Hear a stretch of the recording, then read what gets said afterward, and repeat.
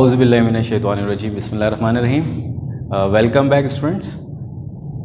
हम chapter number 2 manufacturing concern की series के थर्ड लेक्चर के साथ आपकी खिदमत में हाजिर हैं और इसमें हम आपके साथ डिस्कशन करेंगे इनकम स्टेटमेंट के हवाले से। तो जैसा कि हमने देखा कि हमने अपने लेक्चर 1 के अंदर डिस्कस किया था cost of goods manufactured statement को, और उसी की मदद से हमने प्रिपेयर की थी अपनी cost of goods sold statement.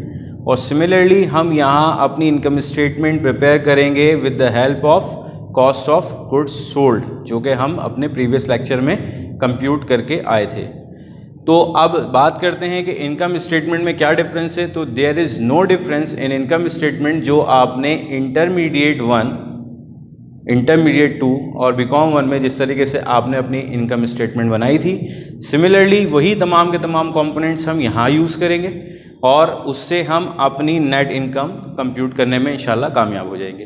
तो बात करते हैं सबसे पहले कि हमें कौन कौन से कंपोनेंट इसके अंदर रिक्वायर्ड होते हैं। नंबर 1, इनकम स्टेटमेंट की अगर हम बात करें तो इनकम स्टेटमेंट बेसिकली जो बनती है वो आपके रेवेन्यूज़ और एक्सपेंसेस का जो डिफरेंस होता है उससे बनती है। तो आप अगर यहाँ गौर करें तो नेट सेल्स हमारे पास इसका पहला कंपोनेंट है। नेट सेल्स हम कंप्यूट करेंगे। नेट सेल्स कंप्यूट करने के बाद कॉस्ट ऑफ गुड्स सोल्ड जो कि हमने अपने प्रीवियस लेक्चर के अंदर कंप्यूट की थी, ये वहाँ से आई है।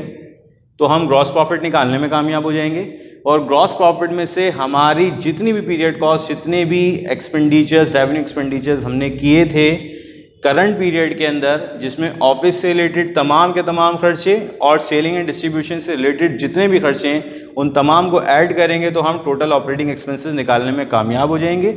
और अपने तमाम के तमाम रेवेन्यूज़ में से जब हम माइनस कर देंगे अपनी प्रोडक्ट कॉस्ट, जिसे हमने कॉस्ट ऑफ गुड्स सोल्ड कहा, पीरियड कॉस्ट जिसे हमने अपने ऑपरेटिंग एक्सपेंसेस कहा, तो अल्टीमेटली जो हमारा टारगेट था नेट इनकम कंप्यूट करने का, वो कंप्यूट करने में कामयाब हो जाएंगे। तो आइए देखते हैं किस तरीके से हमने इसको कंप्यूट किया है। तो हम बात कर लेते हैं सबसे पहले नेट सेल्स की। तो नेट सेल्स निकालने का तरीकाकार, ग्रॉस सेल्स में से आप डिडक्ट करते हैं सेल्स रिटर्न, यानी कि जितना भी आपने कस्टमर को माल सप्लाई किया था ड्यू टू डिफेक्ट या किसी भी और वजह से, जब आपके कस्टमर ने आपको वो माल वापस किया तो वो सेल्स रिटर्न कहलाया, वो माइनस हुआ। सेल्स रिटर्न के बाद अगर आपने अपने कस्टमर को डिस्काउंट ऑफर किया था और वो उसको अवेल करने में कामयाब हो गया तो आपको सेल्स डिस्काउंट भी अपनी ग्रॉस सेल्स में से माइनस करना पड़ेगा। तो आपके पास नेट अमाउंट जो सेल्स की आ जाएगी, that is called net sales. तो नेट सेल्स आपने कंप्यूट कर ली। अच्छा, एक बात यहाँ बड़ी अच्छे से आपने जहन में रखनी है कि जितनी भी मेजर कॉम्पिटिशन्स हैं उनके तमाम के आंसर्स आपके लास्ट कॉलम में आएंगे।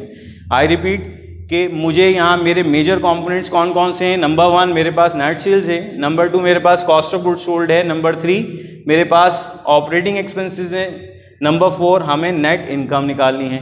तो आप ज़रा यहाँ गौर कीजिएगा कि मैंने नेट सेल्स को कंप्यूट करने के बाद नेट सेल्स का आंसर अपने लास्ट कॉलम में लिखा है, जबकि उसकी कंप्यूटेशन उससे पहले वाले कॉलम में हमने की हैं। तो आपको इसको बाकायदा मेमोराइज करने की ज़रूरत नहीं पड़ेगी। इसको सिर्फ एक कॉन्सेप्ट को जहन में रखें कि हम जितनी भी कंप्यूटेशन करते हैं, कंप्यूटेशन जो मेन कंप्यूटेशंस होती हैं, मेजर कंप्यूटेशंस होती हैं, उन तमाम के आंसर्स को हम वेरी राइट कॉलम के अंदर लिखते हैं और उनसे रिलेटेड जितनी भी कंप्यूटेशन हम करेंगे उससे पहले के कॉलम में करेंगे।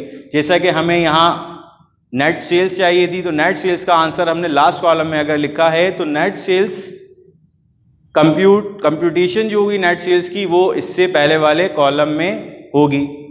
अगेन फिर हम चलते हैं cost of goods sold. Cost of goods sold चूंकि हमें यहाँ कंप्यूट करने की ज़रूरत नहीं थी, हम प्रीवियसली अपनी statement of cost of goods sold में उसको कंप्यूट करके आए थे, तो डायरेक्टली हम इस मेजर कंप्यूटेशन का जो आंसर है हम लास्ट कॉलम में लिखेंगे और अल्टीमेटली नेट सेल्स में से cost of goods sold minus करने के बाद जो हमारे पास ग्रॉस प्रॉफिट आता है वो हमारा ग्रॉस प्रॉफिट हो गया।